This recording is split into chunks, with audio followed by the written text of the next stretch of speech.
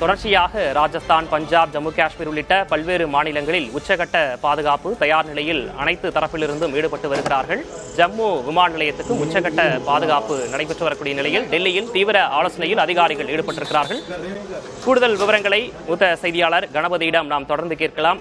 கணபதி, இப்போ ஏற்கனவே பயங்கரவாதத்துக்கு எதிரான இந்தியாவின் நடவடிக்கைக்கு உலக நாடுகள் தொடர்ச்சியாக ஆதரவு தெரிவிச்சுட்டு வந்தாங்க. இதுல துருக்கி, நீங்க குறிப்பிட்ட மாதிரி அஜர்பைஜான் போன்ற நாடுகள் மட்டும்தான் பாகிஸ்தானுக்கு ஆதரவான ஒரு நிலைப்பாட்டை இருந்தாங்க. இப்போ பாகிஸ்தான் என்ன ஒரு அடிப்படையில் இந்த மாதிரியான ஒரு நடவடிக்கை எடுக்கிறாங்க? பாகிஸ்தான் வேறு வழி தெரியாமல் தான் இந்த நடவடிக்கையை எடுக்கிறார்கள் என்று கூட பலர் கருதுகிறார்கள். ஏனென்றால் பாகிஸ்தான் அரசுக்கு எதிராக கடும் அதிருப்தி நிலவுகிறது. கடுமையான விலைவாசி உயர்வு, பொருட்கள் தட்டுப்பாடு மற்றும் டாலருக்கு நிகராக பாகிஸ்தான் கரன்சி கடுமையான சரிவை கண்டிருப்பது போன்ற காரணங்களால் ஷபாஸ் ஷெரீப் அரசு அங்கு நீங்கள் ஏற்கனவே சொன்னது போல அரசை நடத்துவதற்கு கூட சரியான அளவுக்கு அவர்களிடம் நிதி இல்லை. ஆகவே சைனா உள்ளிட்ட நாடுகளிடம் கடன் பெற்று வருகிறார்கள். IMF இடமும் அவர்கள் கடன் கேட்டிருக்கிறார்கள். இத்தகைய சூழ்நிலையிலே தீவிரவாதத்தை ஆயுதமாக பயன்படுத்தி அந்த அதிருப்தியை எல்லாம் தற்போது இந்தியா பக்கமாக அவர்கள் திருப்பி விடுகிறார்கள். இந்தியா தாக்குதல் நடத்தி இருக்கிறது, அதில் தீவிரவாதிகள் உயிரிழந்திருக்கிறார்கள் என்றால் பாகிஸ்தான் மக்கள் அவர்களுக்கு ஆதரவாக குரல் கொடுப்பார்கள். அது அரசுக்கான ஆதரவாக மாறும் எனவும் அவர்கள் கருதுகிறார்கள். அதே போலவே ராணுவ உயர் அதிகாரிகளுக்கு எதிராகவும் அதிருப்தி நிலவுகிறது. அதையும் சரி கட்டுவதற்காகத்தான் இத்தகைய முயற்சிகளிலே பாகிஸ்தான் இறங்கி இருக்கிறது. பாகிஸ்தான் ராணுவ தளபதி முனீர் சர்ச்சைக்குரிய வகையில் பேசிய ஒரு சில நாட்களிலேயே பகல்காம் தீவிரவாத தாக்குதல் நடைபெற்றது. அதற்கு அடுத்தபடியாக அந்த தாக்குதலை பற்றி தகவல்கள் கிடைத்த உடனேயே இந்திய அரசு பதிலடி கொடுக்க வேண்டும் என முடிவு செய்துவிட்டது. அதற்கு தான் தற்போது பாகிஸ்தான் மீண்டும் தீவிரவாதிகளின் இறுதிச் சடங்குகளிலே கலந்து கொள்வது, ராணுவத்தை சேர்ந்தவர்கள் அவர்களுக்கு மரியாதை செய்வது போன்ற நடவடிக்கைகளிலே ஈடுபட்டு மேலும் தீவிரவாதிகளுக்கு ஆதரவாக ராணுவம் செயல்படுகிறது என மக்கள் மத்தியிலே காட்டிக் கொள்கிறார்கள். இப்படிப்பட்ட சூழ்நிலையில் பாகிஸ்தான் இது போன்ற நடவடிக்கைகளை எடுக்கும் என இந்திய அரசு எதிர்பார்த்திருந்தது. ஆகவேதான் முன்னெடுப்பு நடவடிக்கைகள் மிகவும் பலமாக செய்யப்பட்டிருந்தன. பாதுகாப்பு ஏற்பாடுகள் பலமாக இருந்ததன் காரணமாகத்தான் 3 பாகிஸ்தான் விமானங்கள் சுட்டு வீழ்த்தப்பட்டிருக்கின்றன. பல ஏவுகணைகள் மற்றும் ட்ரோன் விமானங்களும் சுட்டு வீழ்த்தப்பட்டிருக்கின்றன. ராஜஸ்தான், பஞ்சாப், ஜம்மு காஷ்மீர் 3 மாநிலங்களில் உள்ள எல்லை பகுதிகளிலுமே தாக்குதல் நடைபெற்றிருக்கிறது ஒரே நேரத்திலே. அது அனைத்தையும் இதுவரை இந்தியா பாதுகாப்பு படைகள் முறியடித்து வருகின்றனர். இந்திய பாதுகாப்பு படையினர் இப்படியே தொடர்ச்சியாக செயல்பட்டு வந்தால் பாகிஸ்தான் அடுத்த கட்டமாக தீவிரவாத தாக்குதல்களை நடத்துவதற்கு கூட முயற்சி செய்யலாம். இதிலே உலக நாடுகளுக்கு இருக்கும் மிகப்பெரிய கவலை என்னவென்றால், பாகிஸ்தானிடம் அணு ஆயுதங்கள் இருக்கின்றன, இந்தியாவிடமும் அணு ஆயுதங்கள் இருக்கின்றன. இந்த பிரச்சனை பெரும் போராகி அதில் அணு ஆயுதங்கள் பயன்படுத்தப்பட்டால் விளைவுகள் மிகவும் விபரீதமாக இருக்கும். அதனால்தான் உலக நாடுகள், அமெரிக்கா, பிரிட்டன் உள்ளிட்ட பல்வேறு நாடுகள் சமரசமாக பிரச்சனையை பேச்சுவார்த்தை மூலமாக தீர்க்க வேண்டும், தாங்கள் பேச்சுவார்த்தைக்கு உதவி செய்வதற்கு தயாராக இருக்கிறோம் என கூட சொல்லி வருகிறார்கள்.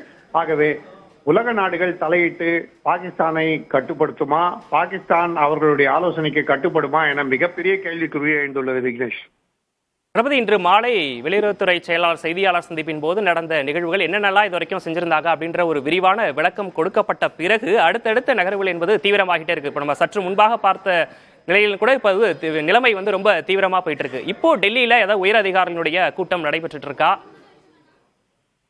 பிரதமர் நரேந்திர மோடி தலைமையிலே தொடர்ச்சியாக ஆலோசனைகள் நடைபெற்று வருகின்றன. தொலைபேசி மூலமாகவும் நேரிலே அவரது அலுவலக அதிகாரிகள் மூலமாகவும் அவருக்கு நிமிடத்துக்கு நிமிடம் என்ன நடைபெறுகிறது என்கிற தகவல்கள் கொடுக்கப்படுகின்றன. காஷ்மீரில் என்ன நடைபெறுகிறது, ஜம்முவில் என்ன நடைபெறுகிறது, ராஜஸ்தானிலே என்ன நிலவரம், பஞ்சாபிலே எப்படிப்பட்ட தாக்குதல் நடைபெற்றது போன்ற அனைத்து விவரங்களும் நிமிடத்துக்கு நிமிடம் கொடுக்கப்பட்டு கொண்டிருக்கின்றன. உடனடியாக தேசிய பாதுகாப்பு செயலர் அஜித் தோவல், பாதுகாப்புத்துறை அமைச்சர் ராஜ்நாத் சிங் ஆகியோருடனும் பிரதமர் நரேந்திர மோடி தொடர்ச்சியாக தொடர்பில் இருக்கிறார். ஏற்கனவே தீவிரவாத முகாம்கள் மீது தாக்குதல் நடைபெறுவதற்கு முன்பாக விரிவான திட்டமிடல் நடந்தது. தாக்குதல் முடிவடைந்த பிறகு குடியரசுத் தலைவரையும் சந்தித்து பிரதமர் மோடி விவரங்களை அளித்தார். இன்று அனைத்து கட்சி கூட்டத்திலே நாடு முழுவதும் அனைவரும் அரசியல் வித்தியாசங்களை கடந்து ஒன்றாக செயல்பட்டு ஒற்றுமையாக இந்த சூழலை சமாளிக்க வேண்டும் என்பதற்காக அனைத்து கட்சி கூட்டத்திலே மத்திய அரசு எதிர்க்கட்சிகளின் ஆதரவை கோரி இருக்கிறது. இப்படிப்பட்ட சூழலில்தான் அடுத்து என்ன நடவடிக்கை எடுக்க வேண்டுமோ அதற்கெல்லாம் தயாராக இருக்கிறோம் என ஏற்கனவே பிரதமர் மோடிக்கு மூத்த அதிகாரிகள் மற்றும் அமைச்சர்கள் தெரிவித்திருக்கிறார்கள். அதன்படியே நிமிடத்துக்கு நிமிடம் அவருடன் ஆலோசனை நடத்தி கொண்டிருக்கிறார்கள்.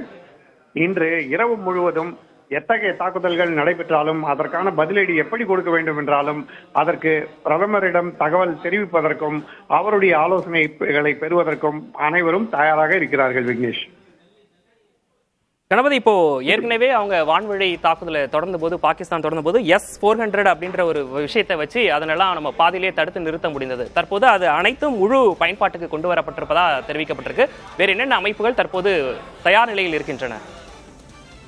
ஏற்கனவே பல்வேறு இடங்களிலே விமான தளங்களிலே ஒத்திகைகள் நடத்தப்பட்டு அதன் பிறகு அங்கே போர் விமானங்கள் தயாராக வைக்கப்பட்டிருக்கின்றன. ஸ்ரீநகர், ஜம்மு உள்ளிட்ட பல்வேறு விமான நிலையங்களிலே அனைத்து விமான சேவைகளும் ரத்து செய்யப்பட்டிருக்கின்றன. பொதுமக்களுக்கான போக்குவரத்து சேவைகள் அனைத்தும் ரத்து செய்யப்பட்டு அந்த விமான நிலையங்களிலே தற்போது இந்திய விமானப்படை விமானங்கள் தயாராக இருக்கின்றன. எப்போது வேண்டுமானாலும் அங்கிருந்து புறப்பட்டு தாக்குதல்களை நடத்த தயாராக இருக்கிறார்கள். குறிப்பாக லே லடாக் பகுதியிலே உள்ள விமான நிலையம் மற்றும் ஜம்மு விமான நிலையம், ஸ்ரீநகர் விமான நிலையம் ஆகியவை முக்கிய பங்கு வகிக்கின்றன. அவை எல்லைப்பகுதிக்கு மிகவும் அருகிலே இருக்கின்றன. அதே போல பத்தான்கோட் விமான தளம் உள்ளிட்ட பல்வேறு விமான தளங்களும் தயார் நிலையிலே இருக்கின்றன. 21 விமான நிலையங்களிலே நேற்றே அனைத்து சேவைகளும் ரத்து செய்யப்பட்டு முழுவதுமாக விமானப்படையின் பயன்பாட்டுக்கு கொண்டு வரப்பட்டிருக்கின்றன. அதே போலவேதான் இந்திய கடற்படையும் முழு தயார் நிலையில் இருக்கிறது. ராணுவத்தைச் சேர்ந்தவர்களும் தயார் நிலையில் இருக்கிறார்கள். ராணுவ தளபதி உபேந்திர திவேதி பிரதமர் மோடியை சந்தித்து பேசியிருக்கிறார்.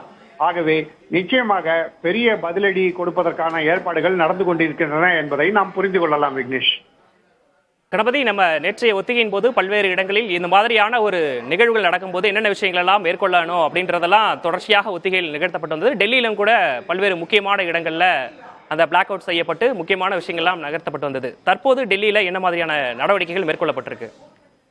டெல்லியிலே நேற்றே ஒத்திகைகள் எல்லாம் நடைபெற்றிருந்த காரணத்தால் மக்களுக்கு ஒருவேளை ஏதேனும் நடைபெற வாய்ப்பு இருக்கிறது, அந்த சமயத்திலே இந்த ஒத்திகையில் கற்றுக்கொள்ளும் விவரங்களை பயன்படுத்த வேண்டும் என்பது புரிந்துவிட்டது. அத்துடன் டெல்லியின் பல்வேறு பகுதிகளிலே பாதுகாப்பு பலப்படுத்தப்பட்டிருக்கிறது. குறிப்பாக டெல்லி விமான நிலையம் உள்ளிட்ட இடங்களிலே பாதுகாப்பு பலமாக இருக்கிறது. மேலும் வட இந்தியாவின் பல்வேறு பகுதிகளிலே உள்ள அணைகள் மற்றும் நாட்டின் அனைத்து பகுதிகளிலும் உள்ள அணுமின் நிலையங்கள் ஆகியவற்றுக்கான பாதுகாப்பும் உச்சகட்டத்துக்கு கொண்டு செல்லப்பட்டிருக்கிறது. அப்படிப்பட்ட சூழ்நிலையில் டெல்லியில் பிரதமர் நரேந்திர மோடி தவிர குடியரசுத் தலைவர் திரௌபதி முர்மு, குடியரசு துணைத் தலைவர் ஜெகதீப் தங்கர் ஆகியோருக்கான பாதுகாப்பும் அதிகரிக்கப்பட்டிருக்கிறது. அவர்கள் வெளி மாநிலங்களுக்கு ஏதேனும் நிகழ்ச்சிகளுக்காக செல்வதோ அல்லது வேறு ஏதேனும் நிகழ்ச்சிகளிலே டெல்லியிலே கலந்து கொள்வதோ மிகவும் குறைக்கப்பட்டிருக்கிறது. பிரதமர் நரேந்திர மோடி தனது வெளிநாட்டு பயணங்களை ரத்து செய்திருக்கிறார். ஆகவே அரசு தனது தரப்பிலே முழு ஏற்பாடுகளை செய்திருக்கிறது. இதுவரை டெல்லி பகுதியிலே எந்த விதமான பெரிய அச்சுறுத்தலும் இல்லை. முக்கியமாக எல்லா அச்சுறுத்தல்களுமே எல்லை பகுதிகளிலேயே தடுக்கப்படுகின்றன என்பதால் டெல்லியில் எந்த விதமான பீதியும் இல்லை. இன்றும் கூட அனைத்து நடவடிக்கைகளும் வழக்கம் போல சகஜமாக நடைபெற்று வந்தன. நாளை மேலும் பாதுகாப்பு அதிகரிக்கப்படுவதற்கான வாய்ப்பு இருக்கிறது. மேலும் இப்போது தர்மசாலாவில் நடைபெற்றது போல ஏதேனும் பெரிய மக்கள் அதிகம் கூடும் இடங்கள் இருந்தால், கிரிக்கெட் பந்தயம் போன்றவை நடப்பதாக இருந்தால் அவற்றை தள்ளி வைப்பது குறித்து பரிசீலனை செய்வதற்கு வாய்ப்பு இருக்கிறது. தரம்சாலாவிலே உள்ள விமான நிலையம் ஏற்கனவே மூடப்பட்டிருந்தது விக்னேஷ். ஏனென்றால் அது இமாச்சல பிரதேச பகுதியிலே சற்று உயரத்திலே இருக்கிறது. மலை மேல் இருக்கும் அந்த தரம்சாலா பகுதியிலே தாக்குதல் நடத்துவதற்கான முயற்சி நடைபெறலாம் என்பதால் தான் விமான நிலையம் ஏற்கனவே மூடப்பட்டுவிட்டது.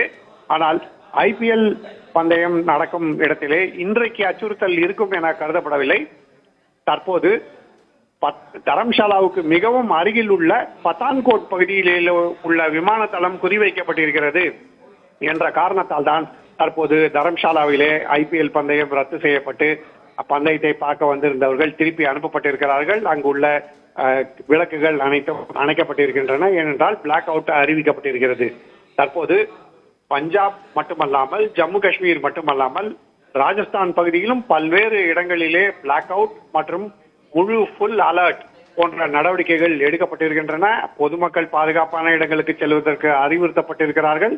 அதே சமயத்திலே பாதுகாப்பு படைகளும் எத்தகைய தாக்குதல் நடந்தாலும் பதிலடி கொடுப்பதற்கு தயாராக இருக்க வேண்டும். அங்கு அனைத்து ஏற்பாடுகளும் செய்யப்பட்டிருக்கின்றன. ஆகவே மிகவும் பரவலாக ராஜஸ்தான், பஞ்சாப், ஜம்மு காஷ்மீர் ஆகிய பகுதிகளிலே உள்ள எல்லைகளிலே, இதில் குறிப்பாக ராஜஸ்தானில் மட்டும் கிட்டத்தட்ட 1000 கிலோமீட்டர் எல்லை இருக்கிறது. அதில் பெரும்பாலான பகுதிகள் பாலைவன பகுதிகளாகவும் இருக்கின்றன.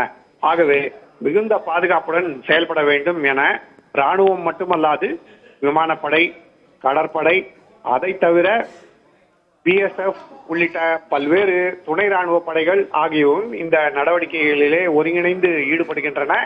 கடற்படையின் பங்கு என்ன என்று நீங்கள் கேட்கலாம். ஏனென்றால் இந்த பகுதி முழுவதுமே நில எல்லை பகுதியாக இருக்கிறது, வான் எல்லை பகுதியாக இருக்கிறது. கடற்படை குஜராத் உள்ளிட்ட பகுதிகளிலே அங்கிருந்து கண்காணிப்புகளை நடத்தி தகவல்களை அளிக்க முடியும். அதற்கான நடவடிக்கைகள் தான் தற்போது நடைபெற்றுக் கொண்டிருக்கின்றன. பாகிஸ்தான் ராணுவம் என்ன நடவடிக்கைகளை எடுக்கிறது, எங்கிருந்து விமானங்கள் புறப்படுகின்றன, எந்த பக்கமாக செல்கின்றன போன்ற விவரங்களை எல்லாம் கடற்படை இந்த பக்கத்தில் இருந்து, அதாவது பாகிஸ்தானுடைய மறுபக்கத்தில் இருந்து அறிந்து கொள்ள முடியும். அதற்கான நடவடிக்கைகளும் தொடர்ச்சியாக எடுக்கப்பட்டு வருகின்றன. அதே சமயத்திலே தேவைப்பட்டால் கடற்படை மூலமாக தாக்குதல் நடத்துவதற்கான ஏற்பாடுகளும் தற்போது தயாராக இருக்கின்றன. விக்னேஷ்.